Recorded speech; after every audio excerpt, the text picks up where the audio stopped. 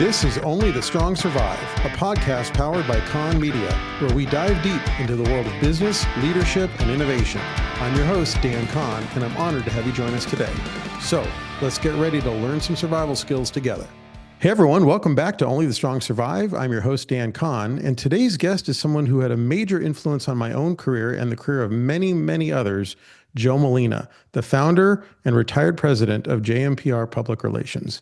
Joe built JMPR from the ground up into one of the most respected agencies in the automotive world, representing brands like Rolls-Royce, Bentley, Yamaha, Ducati, Lamborghini, and many more. I actually got my start working with Joe at JMPR, and after a while, I launched my own firm, as you know, Con Media, and then we were competitors in the same space, something we're definitely going to get into today. Joe sold JMPR to Imri in 2018 after more than 40 years in business, and since then has taken a well-earned step back to enjoy life in Carmel, Indiana, and is still staying very close to the worlds of cars, storytelling, mentorship, and even doing some of his own PR. Joe, it's great to have you on the show. Wonderful to be here. Who would have thought? Well, let's get started, Joe. So for those listeners out there who don't know your story, you've got a really interesting kind of backstory. Before JMPR was even a thing, talk to me about your early days in the Army, and I know you've got an anniversary coming up regarding that as well. Well, it's interesting because, I happen to be in Carmel, Indiana, which is next to Indianapolis. And 50 years ago, as we speak, 50 years ago, I was here in Indianapolis at the Defense Information School at Fort Ben Harrison. And I had gone into the Army because I had no options. Didn't have a car, didn't have money, didn't have this. So last resort, went to the Army. But they put me in journalism school. And I had done some rock and roll reporting for little newspapers and news services, including my own little service in LA, where I was raised there in Orange County. And all the guys who were in school with me, I showed them pictures of everything that I had done before, and they all became editors. And then they said, "Hey, you still doing that stuff? Can we run some material?" They wanted to make the papers troop relevant. And so what happened was I started writing for one, started writing for two, then the rest of the people saw it, then the Army saw it themselves and asked me if I'd write for one of their news services. So I got just like Stars and Stripes, like that kind of thing. Is that? Well, it was the Training and Doctrine Command also had their own. It was all the base newspapers, not only here but in Europe as well. And so I started promoting this large audience to the record companies. And all of a sudden, I was not only given the backstage passes, onstage passes, invited to parties, whatever. I started getting calls to, "Hey, do you want to fly out and see the group and do a few dates with them for your story?" And I said, "Of course." And in November of '75, November 23rd to be exact, I was in Terre Haute, Indiana. And here Indiana comes back into my life yet again. And I came to Terre Haute, Indiana, and I got the U.S. Army Recruiting Command together with the KISS Army, which had just formed in Terre Haute. And it was a huge event. There were thousands of kids, and the Army sent all these jeeps and convoy type of things. And we met them at the airport. I was in full uniform as well as the Army, and KISS comes off on a freezing day off their Learjet with KISS on the tail. And everybody shook hands, this, that, the other, speeches all the way around. Then we had a motorcade that under full police escort, Army vehicles. I was riding in a Bentley with Paul Stanley, the guitarist, in full uniform, and he was in full KISS uniform with 6-inch platforms, the whole thing. The makeup, the hair. And I'm going, I said, this is amazing, because I actually put it together. I talked the Army Recruiting Command into it.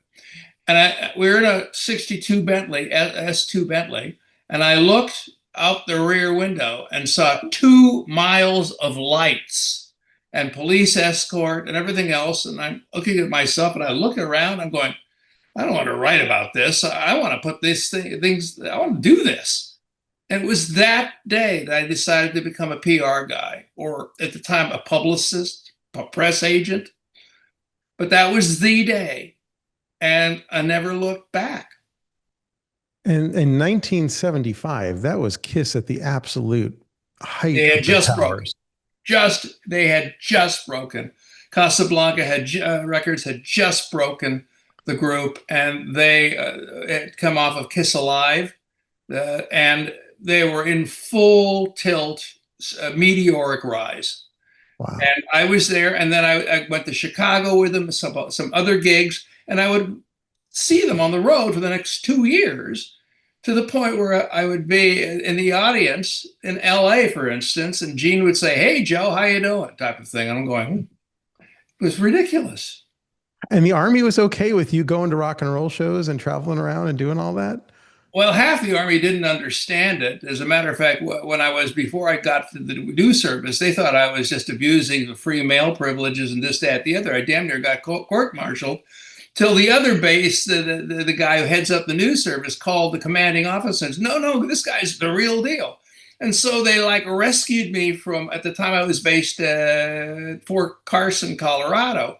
They got me out of there and then sent me to their headquarters at Fort Monroe, Virginia. And I was this little kid, but I could get people on the phone. I'd have not only rock stars, but I'd have people like Mel Blanc, the voice of Bugs Bunny, calling into the office and talking to me. I had Alice Cooper calling. All these people, and everybody would sort of look and going, "What the heck's going on here?" And I was just like business as usual, and it was fun. And what was really interesting is when I got out of the Army in '76, the Army Soldiers magazine did 4 pages on me, which I thought was great because everybody who didn't believe in me and thought I was completely out of my mind, I made sure that I get copies and sent it to every one of those people. Because they used to say, "Yeah, you're going to make it when pigs fly." Curiously enough, I never forgot that. And my mascot is Flying Pig. And I actually had flying pigs made. They hang from the mirrors in my cars. I had a Bentley. We were representing Bentley at the time. I was going to have a flying pig as the hood ornament, but I didn't think the client would appreciate that. So I put it on my Buick wagon. I had a hot rod Buick wagon. Love it. So as we kind of wrap up the military stuff, I am curious, do you think your time in the military shaped the way you would go on to lead a business, lead accounts, anything like that? I mean, did it have like a lasting impact beyond opening the door to PR for you? Yeah. At that time, I would think of things to do, promotions, ways to get groups to visit bases, this, that, the other, and everything hit. That was the good news. The bad news is nothing was impossible. So I figured the impossible, anybody could do it. And unfortunately, that stuck with me and drove a lot of the people who worked with me completely insane because I never took no for an answer. Go figure. That is true. Yeah, I'm sure it is true. So fast forward, so you get out in 76, and I think you started JMPR in 77, right? Right. The December of '77, I tried to get a job as a PR guy in the record industry, but the only thing I could do is get internships that didn't pay anything with the leading PR agency at the time, like Rogers and Cowan, Bobby Cowan Associates. By the way, Bobby Cowan, who actually gave me my mentorship break, she was the woman that the movie Spinal Tap, Mm-hmm. the female publicist in the movie is modeled after Bobby Cowan. Go figure again. Interesting. So at what point do you decide, okay, I'm going to do this for myself? And did you have any idea what you were getting into when you hung out of shingle? What was that experience like? I had started to do publicity things for record companies with bands they were trying to break. And I was just doing little projects. Like I threw a birthday party for the leading limo for the rock industry. There was a limousine. I threw a birthday party for it. And everybody showed up, all 7 stations in LA at the time. It was a major hit. And I thought, hey, this is great. And the birthday party for a car. I should do some more car stuff because I was always into cars ever since I was a very young kid. We should talk about that later. But one day was driving my Volkswagen in Van Nuys, California, and saw this facility, and it had Rolls Royces in a showroom, but not just regular Rolls Royce. They were Rolls Royce Phantom 5 limousines, which were very unique, top of the line. And I knew everything about these cars. I walked right in and found out it was a restoration facility. And the guy who owned it came out and saw me, and I knew all this stuff about the cars. And he was entranced with that. This kid knows all this stuff. And I walked around and I told him all the things that, gee, the media would like this, the TV stations, they would like this. And he goes, you could do that? I go, oh, yeah, sure. And I did. I did it for free. And then they decided after 2 weeks, after several TV stations showed up, they'd pay me. I was $200 a month. I couldn't believe it. $200 a month. And by the time I was done over the first 6 months, I got all the TV stations in LA, the LA Times, the Associated Press. This place was on the map. And then they told their friends, who told their friends, who told their friends, and everybody hired me. And I was just full of energy and everything worked at the time. And I just figured someone up there liked me. You know, it was beyond, everything came quick. And who was that? I had the only agency specializing in high end. What was the name of that first Rolls-Royce restoration shop? James Young Coachworks. Okay. On Van Nuys Boulevard. And not the James Young Coach Builder, but they sort of took that name, and they had a full-blown facility for Rolls Royces and Bentleys and high-end cars, and everything was a story there. And everybody wanted to come and see these things because it was just like working at a coach building firm in Europe. Nobody had ever seen this type of thing before on this high end of cars. And what was your first OEM project that you took on? Because you've had pretty much all of them. So, well, yeah, the only firms out of 43 years in the business that I didn't represent were BMW and Porsche. But my son-in-law is the PR guy for Porsche, so I get it by default. There you go. So but the first one was something that a lot of people know about. I was the guy behind the Lamborghini Countach. I started with the guy who was importing them, but they had to federalize the cars one at a time, but he was the importer. And I was the guy for 7 years. I did the PR behind the Countach, and we were involved with everything from road and track to 60 Minutes. A lot of people saw the 60 Minutes piece with Valentino Balboni driving Morley Safer, at 180 miles an hour or whatever. I was involved in that project, and then that got me in turn Maserati, and everything happened after that. Phenomenal. That's unbelievable. And back then, the Countach was like a spaceship had landed. It was the car. That was the car on every kid's wall with a poster. And there was another that led me to someone else. Beverly Hills Motor Accessories was my client at the time, and they were known for car covers, this, that, the other. But they had a deal with a guy named Richard Buxbaum out of the Chicago area, and he was the importer for AMG. So I became the guy behind AMG, the PR firm for AMG, and we did the Hammer and all the famous cars of AMG. So another one, boom, I had Lamborghini, I had AMG, and then it just kept on going.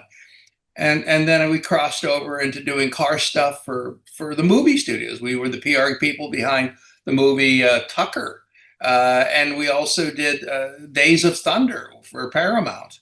Because we had automotive. I just rewatched that not too long ago. All the automotive PR came through our office. Wow. So it just mushroomed. When we were in LA, cars were stars, and then the industry, including the television industry, came after us because we knew our way around. Well, I worked with you for about 2 years, so a relatively small percentage of my career, but something that I will never forget and continues to stand out to me to this day is that you were absolutely freaking fearless. You would walk into any room, you would talk to any person, you would pitch any idea, and then you'd come back to the staff and say, okay, this is what we're going to do. And you're right. What you said earlier is accurate. I think a lot of times the staff would go, oh my God, what did we just get into here? But Oh yeah. it was pretty incredible. And you had a way to kind of, like, you would sort of bend reality to your will, which I've never quite understood how you're able to do that. But as you think back, I mean, having worked with, I mean, we could run through the list. It's a pretty insane list of global brands that you've worked with.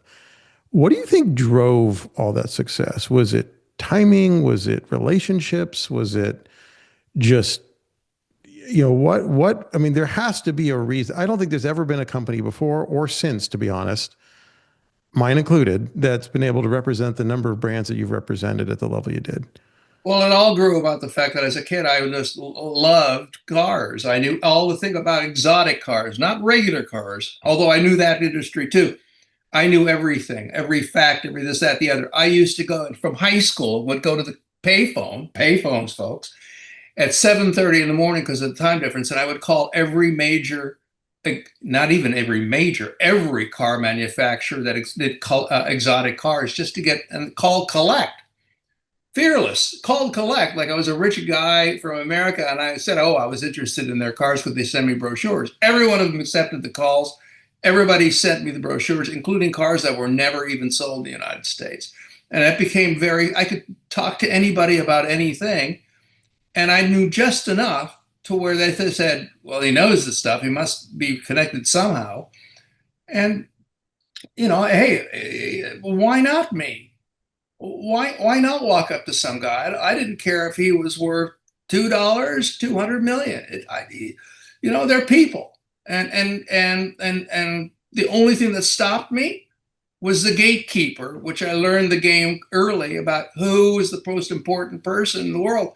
Most important person in the world, if you want to meet important people, is the gatekeeper, the assistant, the chief of staff, the one person you can get on the phone. And that, if you get them in your corner, you've got access. And that worked like a charm. I am well aware of your relationship with several gatekeepers, so I think that's very accurate. On that note, right before we started recording, you pointed out the jet on your desk. Tell us a little bit about your relationship with Robert E. Peterson. Well, Robert E. Peterson was one of those titans of industry. Another client that a legendary figure, even today in the collector car business, in the hobby, Bruce Meyer. Yep. In Beverly Hills. I had done work for Bruce for years. He was a car collector, but I was doing things for his business, Geary's, on tabletop bridal stuff. I would come up with things like, gee, let's do the top bridal gifts of the year every year for like 10 years. The press would cover it. So he would tell his friends, and like Beverly Hills Motor Accessory, which begat AMG. So Robert E. Peterson was starting the Peterson Museum. And he also had Peterson Aviation, and he had some things going down. So I was dying of like the plague one day on a Friday, and I get this call at the house from his gatekeeper, Gigi Carlton. It says, I represent Robert E. Peterson. Would you be interested in talking to Mr. Peterson, about his aviation business and his new museum? And I was about half dead, but I go, oh, sure, of course, right. And I'm going, what? And for 17 years, we represented the Peterson Museum, only had two PR agencies. I was one and you were the other. Yep. But he introduced me to everybody. I mean, everybody else. I represented Motor Trend. I represented Hot Rod, Teen Magazine, everything, Guns and Ammo, all his 40 some odd titles and his events. And then his friends wanted to hire me. And I was dealing with the guys who owned the companies. And it was like I started at the top. It's easier to trickle down than trickle up. So Robert E. Peterson opened the doors. The day he said to me, he called me in his office and in the penthouse on Wilshire, he says, "Well, I'd like to know if you'd be interested in representing all my interests." And my mouth just like hit the floor. And I said, yes, I'd love to. And I said, and I it was like the Robert Duvall moment in The Godfather. I was Robert Duvall, the guy who was like the facilitator, the fixer. What Yeah. can I do for you? When I was on the plane, I'd sit back here, and if anything needed fixing, I was on the phone, and it was fixed by the time we hit the ground. But I became known for that thing because that's the way I always saw it in the movies and television and everything else. It was some guy who always made things happen, and I just modeled myself over what I saw in the movies and television and became one of those guys. I just thought that's the way you did it. And the PR person, I was based upon entertainment PR people in the 30s and 40s. I had seen them in the movies. I had read about them. There was a very famous PR person who was known. He's actually not a PR person. He was an agent, Swifty Lazar. Swifty Lazar. I've Swifty heard people Lazar, compare who you to threw the him, big man. party at Spago after the Academy Awards or during the Academy Awards with the giant glasses and the whole thing. And he put people together. Everybody showed up. And so I started putting people together in the same way. I mean, it was amazing. My 28th birthday, my sister knocks on the door at my house, and Ernest Borgnine opens the door and says, "Hi, I'm Ernie," because I represented his wife. And I got to know these people, and they liked me because I had this energy as a kid. So they'd show up. They'd invite me. From Orange County to that, go figure. No college other than the Well, Army. I don't know if I've ever told you this, but when I was a cub reporter at Peterson Publishing 25 years ago, something like that, maybe more. Do you remember the Hot Rod Restoration Trade Show? Yeah. That's another Indianapolis thing, actually. Weirdly, that's another Oh, Indy. yeah. Used to come there all the time. And I remember my editor wanted, and I was like, I was a kid, and my editor said, "Hey, let's go to Shula's Steakhouse for dinner." And I said, "Okay." So we went to Shula's Steakhouse in the Oh, hotel, and we just had like a table in the back of the room, and I was dressed like a schlub, and we're just going for dinner.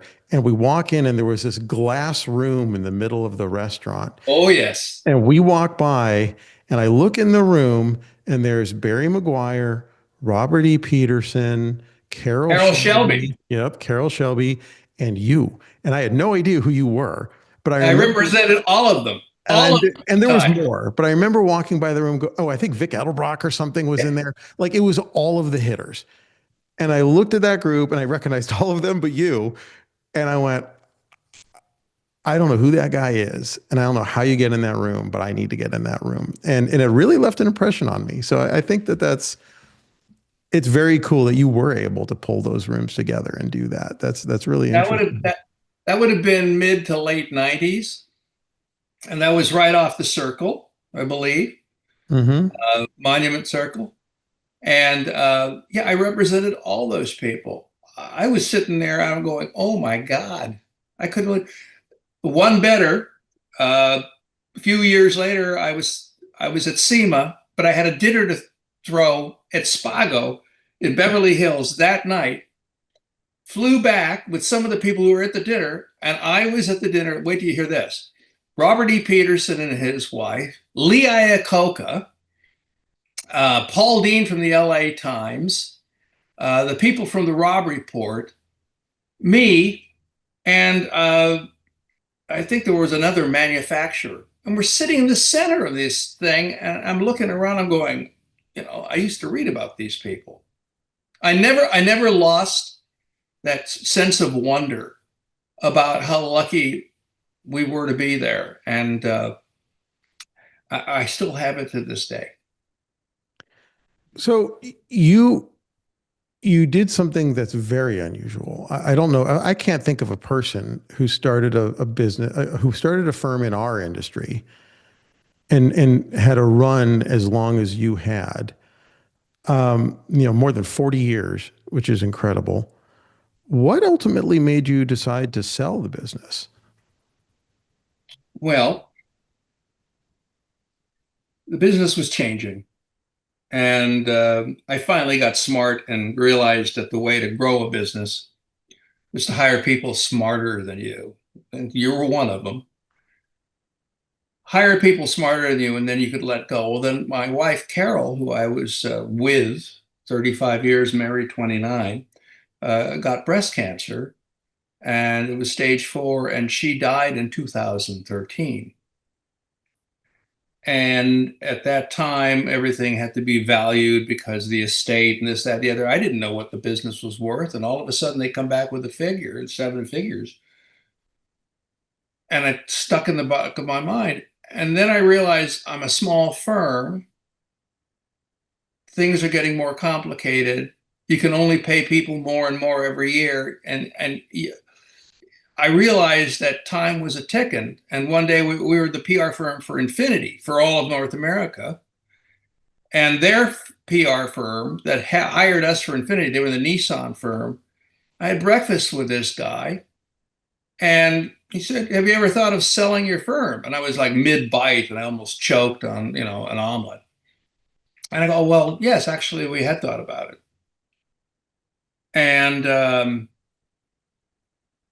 we talked for about 2 months. They were the largest PR firm in the world at the time. Um, it didn't work out. So I had an agent, called him. 2 weeks later, he introduced me to someone, and boom, they made an offer for the business. And I was really lucky. Everything they promised that they would do, the horror stories about how you get screwed selling your business, Yeah. never happened. These gentlemen at Emery, based out of Baltimore, Dave Emery, and his associates, they made a deal. They honored the deal, and the day I sold it, September 18th, 2018. I hired a driver. I had a Toyota Century, Hmm. base, the Rolls-Royce of Japan.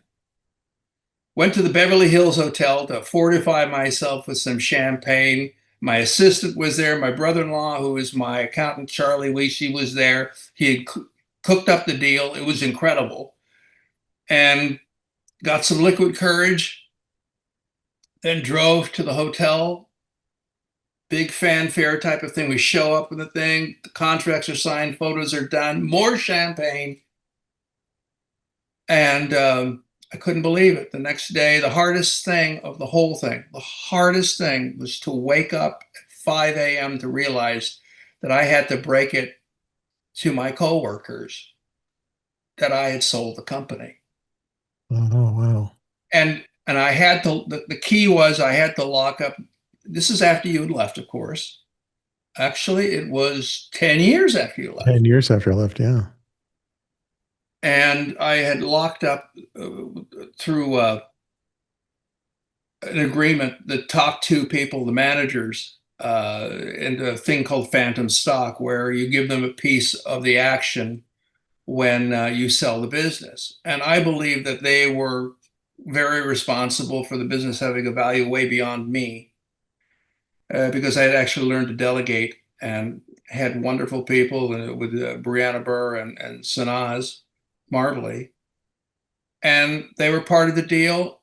And everybody who bought the people who bought the company believed in them as much as they believed in me. And the employees at the time, or associates, believed in them. And it worked. And since then, a lot of people in the industry have called me and going, "How did you do it?" And but it's a very personal thing when to let go. When to let go. I happen to be in my mid 60s. I had a run for 43 years, 45 years, you count some of the Army years. And it was just time. There's a time if you're successful, or you think you're successful, or they tell you you're successful, when you have to get off the stage and let other people on to perform. And my time was over. My generation, everything was changing. I felt like an analog guy in a digital world, which I was. but I hired people who were much better at all the digital stuff. I mean, that's where you made it in this industry. And I got out of the way. I realized Mr. Peterson said to his assistant Gigi, the day you sell it is the day they don't need you anymore. They own it. It's not yours. And so a lot of people can't, they can't seem to get away from their own company. They want to continue to call shots. I realized my employees are now their employees. They have new bosses, and I have to fall in line. And that's the one thing Mr. Peterson taught me. You have to salute the flag. How long did you stay on to kind of help ease the transition? Well, that was interesting. I sort of knew what was going to happen because everybody had told me all the horror stories. Uh, First, they stayed only 6 months in our offices, and then we had to join their offices on Wilshire Boulevard. Then they assimilated the name and got the name was they got rid of the name, and it was then Imrie because they wanted the consumer PR that we did, and we did a lot of consumer beyond transportation. And then I realized that at the beginning I was asked for advice, this, that, the other, and then there was less and less of asking my advice because they wanted to do things their way. And I don't care who says what, when you're acquired, they're going to do it their way. And you have to respect it's their company, they're going to do it their way. And so I had my office, but there was increasingly less and less things to do. And I was more relationship based. I need like to know people. I would know everything about them. I would know their dog was named, their kid's birthday, the color they liked, the car they drove. I would know all these things, and I could converse with them about anything that was in their life, not just their account, but I could talk to the wife about high fashion. I could talk to the husband about design. I could talk about fine shotguns. I could talk about the latest helicopters. And it was relationship based. And then it became more about deal based. It was all about the deal and the profit margins. When you own your own business, you can run it the way you want. But there's formulas for people when they have huge overhead. And I knew at that point that I think it was a year and a half that I had to be full time. And then there was 6 months when I'm part time. And then they had like 3 months, 4 months where I was just a consultant. But then COVID hit. Now, everybody thought the world was going to end. We didn't know who was going to be in business. You remember the fear of that COVID thing? Sure You didn't know yeah. what you were going to do. Brave new world, right? Imagine my surprise because of the COVID money. I figured out what it might have been. I'm not positive, but I got a call from them and go, how'd you like us to buy out early and give you all the money? We just want a little bit of a deal. So I said, how much of a deal do you want? And they named the figure, and I said, well, nah, I'm not going to give you that good of a deal. But then I realized, I named the figure, and I figured I'd rather have a whole lot of everything, a whole lot of something than a whole lot of nothing. Nobody knew, and my wife, Beth, wakes me up at 7 in the morning and said, this was on the front porch at 7 a.m. And it's Federal Express overnight pouch. And I opened it up, and it wasn't the money that made me stop. It was the realization that for the first time in close to 50 years, from the time that I'd gotten involved with the Army, started in other PR businesses, my own, that I absolutely felt 100% free. I was free. Nobody owned me. Nobody could take it away from me. Nobody. I had never known that feeling of relief. And I would urge people, if you have a chance to sell something that you've spent a lot of time, but you sacrificed every portion of your life and relationships and everything else, if you get a chance to get a good reward for it, there's nothing like the freedom you're going to feel when you realize, as long as you pay your taxes, Keep your word. Don't cheat anybody. Karma's on your side. Enjoy the moment. I have. I've been retired now 5 years. I've never been busier. I come here trying to get away from it all, but it's like they keep on dragging me back. It's the old Godfather thing. And I get people calling me, what would you do, this, that, thing. I'm now on the board of trustees for for Newfields, which has the Indianapolis Museum of Art. I'm still doing stuff. Today in the Wall Street Journal, there's a story uh, about Jeff Lane in the Lane Museum and the car he drives. Well, I pitched that story. I pitched that story. We were texting about that earlier today before we started recording, and I was cracking up because that story came out yesterday. I think this morning, yesterday, whenever it came out. This morning, but it was on the online yesterday. Yeah.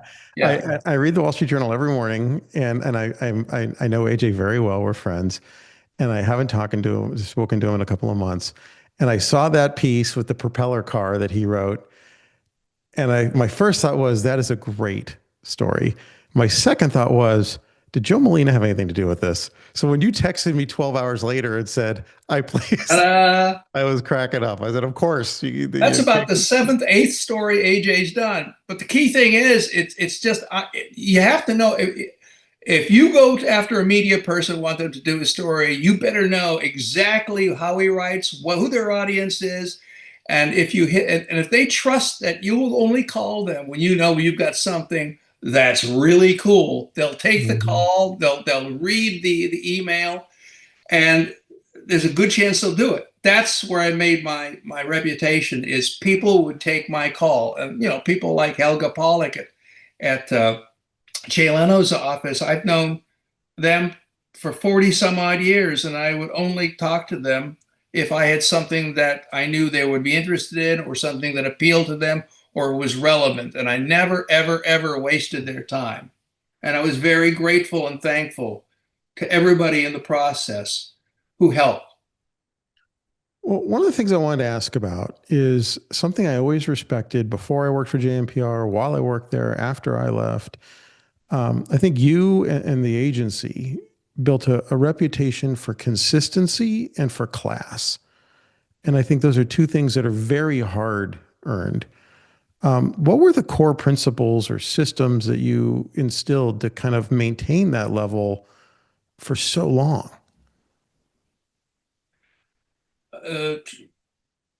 Treat everybody with respect. Treat everybody as someone who's part of your puzzle, your personal puzzle. They're going to help put your puzzle together. Get to know people as people, and find out how where your interests intersect. But the key thing that I did, and I didn't know I couldn't do it, but all these people, especially the people who are extremely wealthy, and I had lots of people who were worth hundreds of millions of dollars, a couple that were worth billions. I didn't care who they were. I didn't care how rich they were. I picked up the check. I didn't care what. I was going to pick up that check. They weren't going to do it. I didn't want them to perceive me or my company or anybody who worked for my company as a mooch or someone who's taken advantage of it. I wanted our reputation as decent people, trustworthy. What you see is what you get. Maybe I'm a little too enthusiastic. I have one pitch in my voice and it's high. But at the end of the day, they knew I was a decent guy, and they could put up with it. Plus, I came up with great ideas and everything else. So,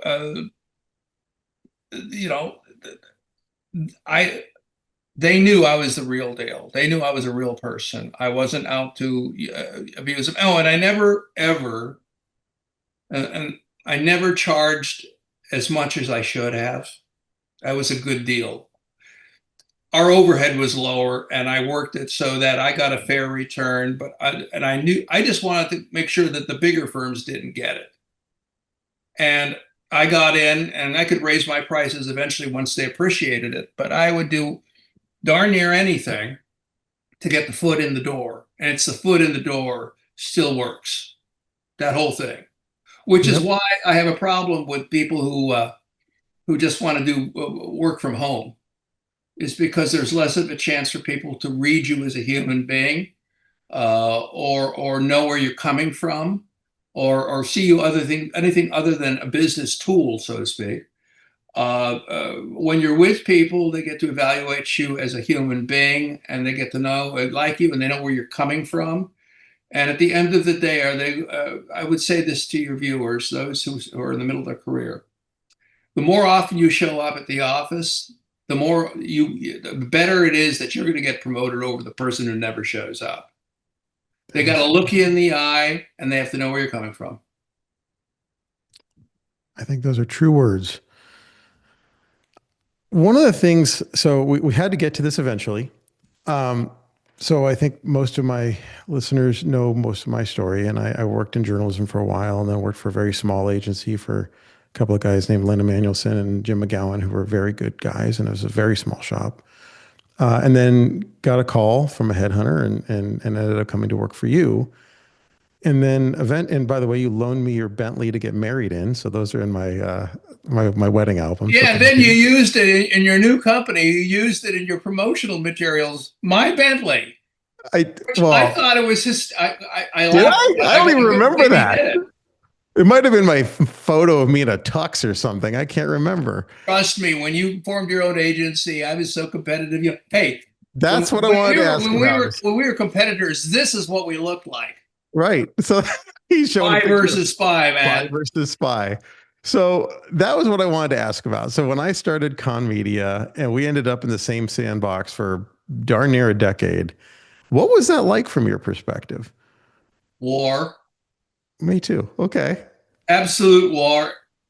Anything within reason goes. Got to follow the laws of karma. You could never do anything too dastardly. Well, I thought. But I'd go after your clients, especially if I found out maybe your clients had a little problem or whatever. I'd find out about it somehow, and I'd go after them, and I'd get them. And then you'd come after me. But the ones that really drove me nuts, I was getting good ones on you, man. I was like, you can't say bitch slapping, can you? Yeah, you can say whatever you want. Yeah. Okay. Well, it was like, okay, I'm the older one. The old man's going to show him, right? And I had my fair share of that. But then you started coming on strong because you were going into digital and everything else that I was hesitant. And I will tell you what my measuring stick. There was a thing called the Valley Business Journal. And every year they come out with the leading PR firms in the San Fernando Valley. Yep. And after a while, I got to the top of it for 2, 3, 4 years. But I look up and looking down the list, and every year your company keep be coming up one. And I'm going, by the way, I knew that one day you'd overtake me. And that's another reason I started going, well, maybe I should get out when the getting's good. And that's true. So we were at each other's throats. We would screw each other over in imaginative ways. I would try and steal your employees. You try and steal mine. And then, of course, our staffs would hate them. They would hate us. That's true. And then it was like at SEMA, it was like shooting from the aisles. Hey, they're talking to who? Wait till they leave. We'll go over and talk to them. But the ultimate screw you, I don't own it. You do. I got a call on my cell phone at SEMA going, you'll never guess what the bastard's done now. I said, who? Dan Kahn. What? He bought the JMPR name online. I said, I can't. I have it. No, you have JMPRpublicrelations.com. And realized JMPR was taken at the time we tried to get it.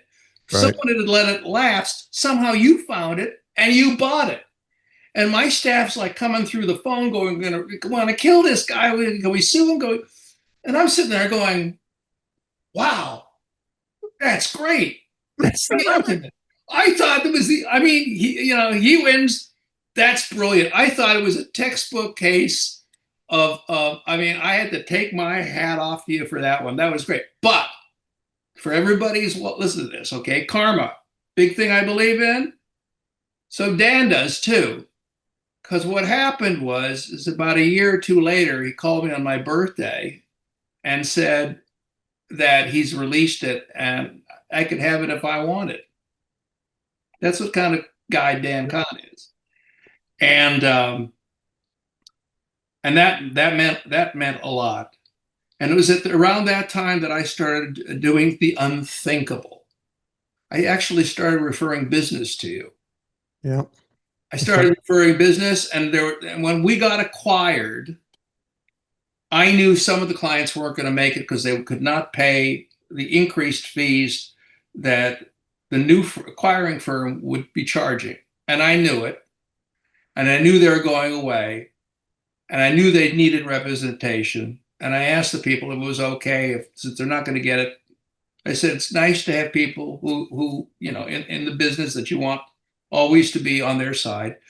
So I referred clients to you because I said, he does it the same way we would, in their own way, but pretty much the same principles. And they're good.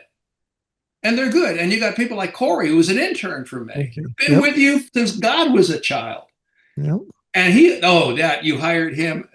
Corey calls me and tells me, and I almost had a heart attack. And I hadn't talked to him for like weeks. It's funny. I couldn't hire him for you. I tried. But he was so loyal to you, still is. But, it was great. I mean, I absolutely thought we had some fun. I mean, it was just we would watch where we would go. Another one that got me was I had represented Lotus in the 90s. I represented Lotus. I was working for Colin Chapman's son, who was the PR guy. And we meet with him at the Emory office across the street from the Peterson, which you had taken over the PR from that.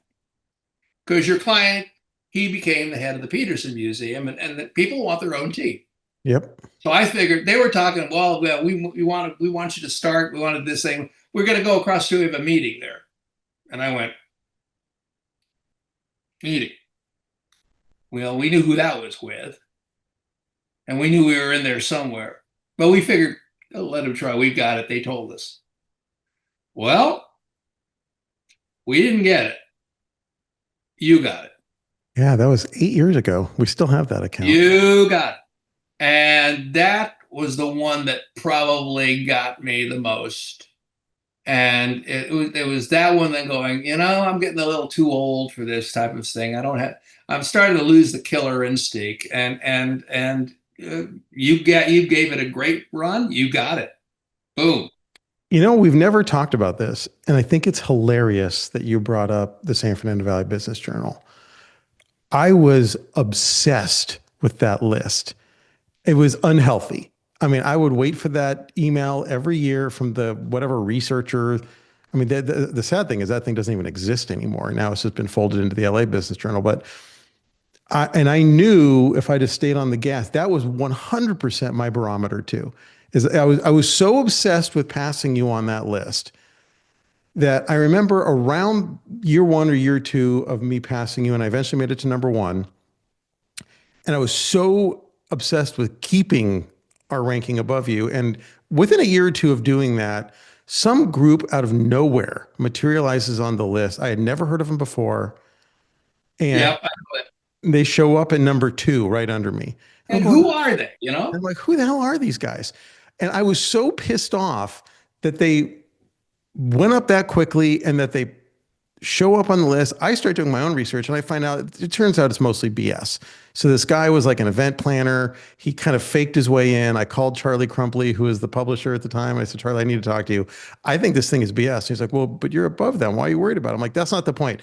There's honor among thieves. And that's it. I'm at war with Joe. So me and Joe, we're going at it. But this other guy, he has to earn his spot. If he's going to pass either of us, he's got to earn it. Otherwise, get him out of there. And they did. And they kicked him out. He wasn't on the list after that. But, it's funny because I didn't realize it at the time. But not only did I learn a lot from you when I worked for you, but I think the friction and the competitive spirit of trying to compete with you 100% changed the course of my life, changed the course of my company. If I didn't have you to chase, I don't know where I would have gone. There's the list. Number 1, 2015, number 3 is Con Media. Yeah. I keep this next to my desk. Okay. I'll have a later version to frame next to me. I learned something with my entertainment background decades before I sold the business. And that was nobody stays on top forever. Yep. There's a rhythm to these things. And if you want to stay up forever, you're going to have to give away your sanity, your family, and everything else to keep up with it, because you got to be completely obsessed and have very little emotional room for anybody else. And I did another thing, which I'll tell you in a second, that took that pressure off me. I realized my day in the sun, I made it. I was there for several years on that list. I had made a good living, and I, with my accountant Charlie, came up with a system of every dollar that came in the front door, we took 30% out, put it before we even see any of it. That paid for the taxes, people's bonuses, this, that, the other. We had a system, and cumulatively over 40 years, a thing built up. So by the time I was ready to sell, I was set based on investments, and selling the business was an actual plus that put us over the top. And it was this thing, that word that I would say everybody needs to realize, and it's everything's cumulative. Whether you're making money or gaining weight, everything is a little bit at a time, and things take their own course. I think the thing that saved me was that I got successful slowly rather than big all at one time, because then it's too much too soon and it drives you crazy. And get rich slow is a good way to do things, because you maintain some semblance to, let's pick a word, reality. So everything worked out because we believed in cumulative. Little things add up. I love that. I wanted to talk to you a little bit. I wanted to ask about where you think things are today and where they're going. I remember when I worked with you, it was 18, 19 years ago. I mean, the primary media we were working with was mostly still print. It was magazines, it was newspapers, we'd have some TV stuff, and it wasn't a lot of online. And I remember you used to say that every client has a story to tell, but today, algorithms and kids are obsessed with TikTok, and, you know, attention spans seem like they're shorter than ever. Where do you think PR is today, and where do you think it's going? Well, I still hope there's places for relationships in business, Absolutely. not just figures and numbers, clicks. Um, I think every business needs their face. Every business needs their personality, because it becomes their brand, which is an overused word. But always hire people who are smarter and know more than you, and understand things that are changing quicker than you, and hold them with respect. And it's not just about paying them, it's about respecting them. And you only got them for a little while. So the other thing we all learned was everything's has its time, and it's a treadmill, and everybody's with you for a portion of their career. But just try and find the bright ones. Try and find the ones that are real human beings. Find the ones who can still work a room when there is a room to be worked, even if it's a digital room. Find someone who can cut through the clutter. In our case, we always would seal the deal getting a new client when we say, whose call are they going to take? Why don't you call them, or contact them, or email them, and to ask them if they'll take our calls when we call. If you get people who will vouch that when you call, they pay attention, you're ahead of everybody else. And transfer that philosophy to a digital age, and you will succeed in a digital age. The game is still played somewhat the same, different tools. Um, there's a human side to it, and I that's think one of the that's reasons. true. Well, I mean, that's why the Yeah. AI thing. I think, yeah, I think it's gonna have a big effect, but there's still people behind it. Hmm. Uh, and when there are not people behind it, I will long be room temperature. And I don't have an answer at that point. My daughter, Allison, has her own PR practice, doing automotive as well. My son-in-law, as I said, is a spokesperson for Porsche. And my grandson, my first grandson, he's a year and a half old, loves cars. Everything is obsessed with cars. Go figure. Love it. Well, as we wrap up, we'll do a lightning round, a couple of quick questions. Don't think too much, just blurt out whatever you pops into your head. Does that ever stop me? This is a good point. You have had quite the run of amazing experiences, things that most normal people never get to experience. As you look back on your whole career, which one really pops out as like the pinch me, I can't believe I'm here moment? Calling my father from the car in 1997 when to tell him that I'm the kid who used to drive with them to church, and on the way they'd see old Rolls-Royces behind from this one house, and he would say, "That's the best car in the world."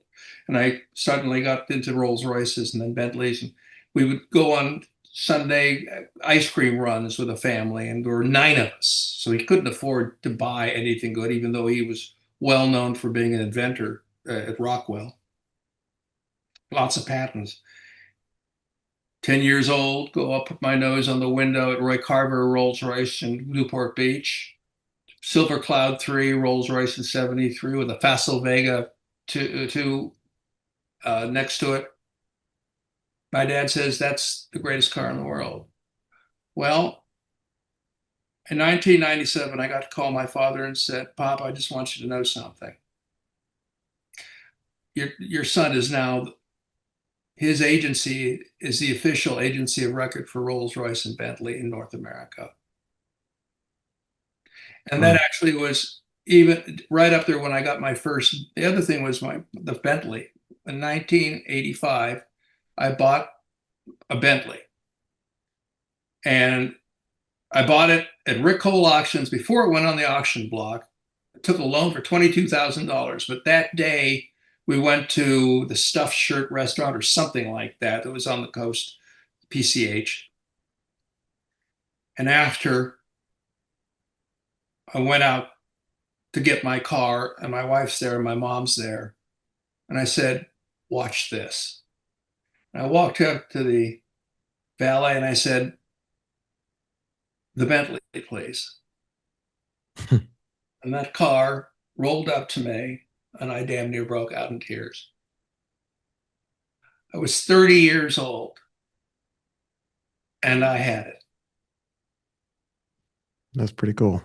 130 cars later, I have put many a mechanic's kid through college. Well, you beat me to the punch because my second question in the lightning round was going to be of all the cars you own, and I didn't know it was 130, which one was your favorite? And I know that's like asking you to pick a favorite kid or something. That's a tough one. I don't know. I mean, one of the cars I wanted in high school, I actually drove to my high school for a lecture. Uh, I took a picture of the car I wanted in high school in front of my high school. It's the 1973 year I graduated high school.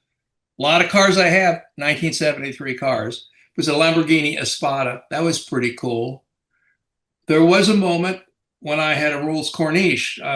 Beth and I started to date. I bought a Rolls Corniche at auction, silver Corniche convertible.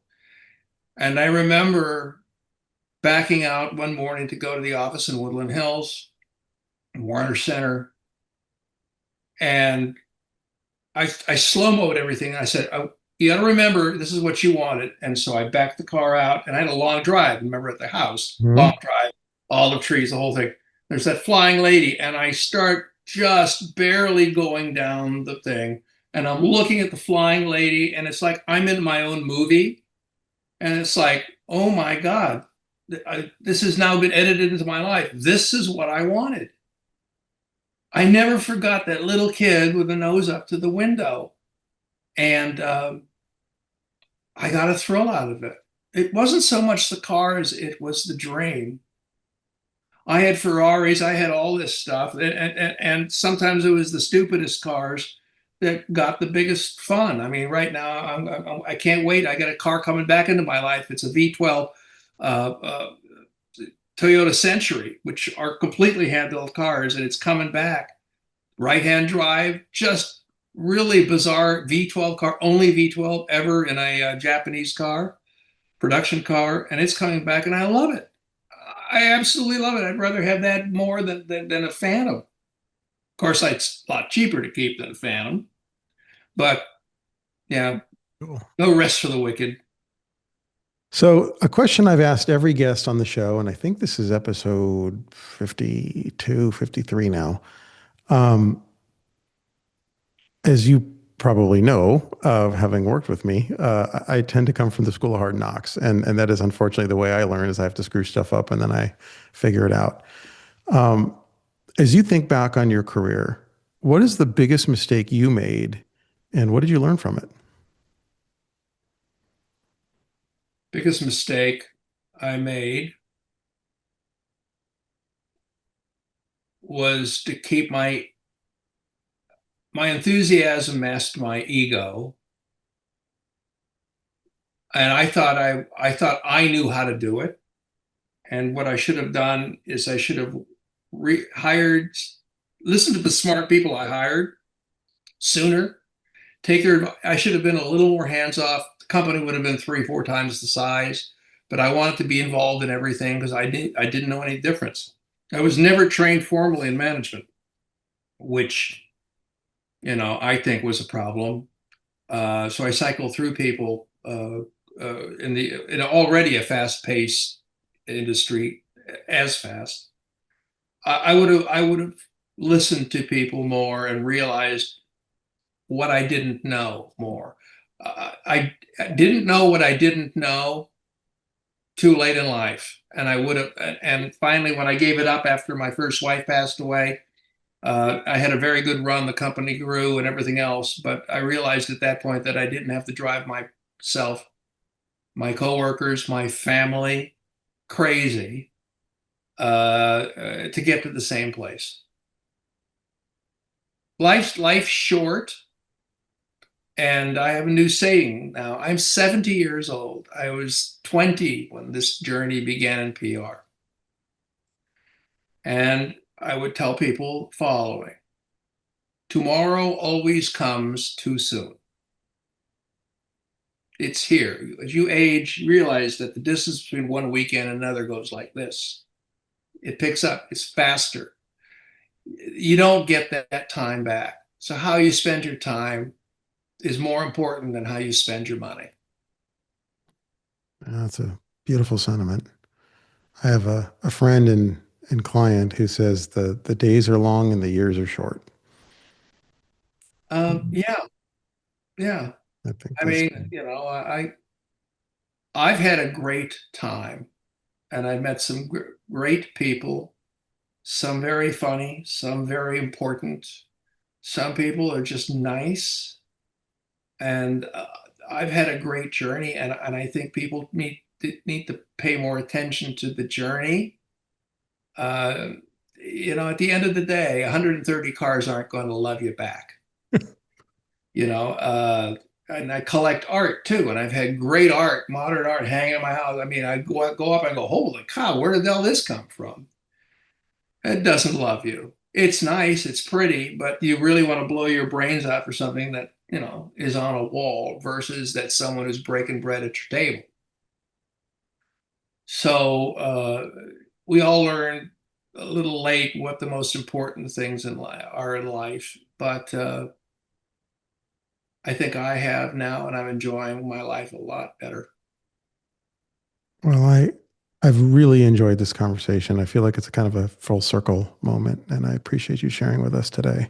It's great, and I want to thank you for eventually kicking my ass because That was one of the things that said, I can't keep this up forever, and I sold the business. So thank you very much. Well, competition breeds innovation, my friend.